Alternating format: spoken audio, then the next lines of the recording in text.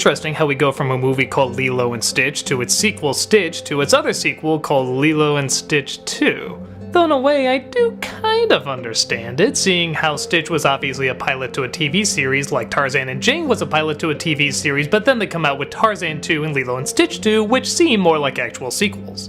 It's also interesting that these sequels seem to fall into the slew of smaller stories. They definitely connect to the first one, but they're not as big or grand, and, well, with the exception of Mulan 2, they're surprisingly kind of welcomed.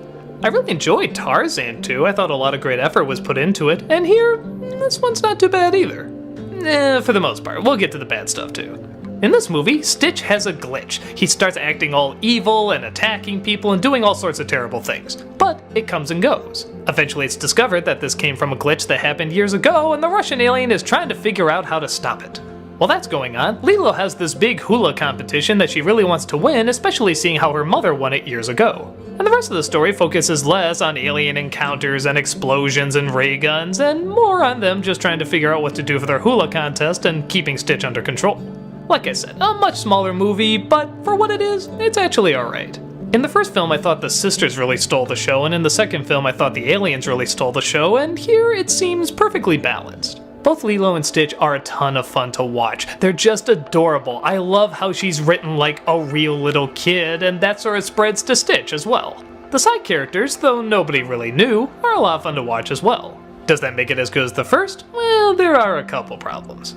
There's one or two awkward moments that just come across as odd. For example, the Russian alien knows that Stitch has a glitch and he's trying to put together this device, but he keeps it a secret for some reason. Why would he do that? Shouldn't everybody know that this thing can explode at any moment and he can attack people and seriously hurt them or even kill them? Why is he keeping it a secret? He's sneaking around trying to get household items to build this device to save him, but why doesn't he just tell people? I'll tell you why, because you have to have a scene where Lilo thinks Stitch is really bad, and Stitch does feel bad, and there's this misunderstanding, and it's stupid. It's so friggin' stupid.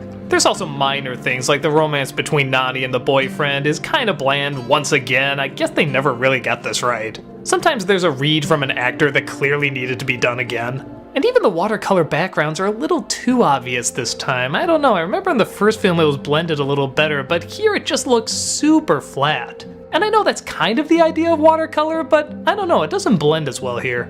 Oh, and without giving too much away, there is a huge cop-out ending. There's a really emotional moment, the acting is great, the animation is great, but then suddenly it's just retconned, and they never explain why. It's just kind of magic, I guess. Or is it magic? Is it science? I don't know. It just comes out of nowhere and they openly admit they don't know why it happened.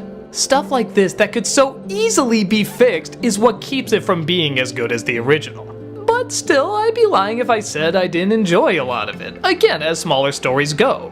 Most of the same actors are back with the exception of Lilo, who this time is replaced by Dakota Fanning. She does a great job impersonating her.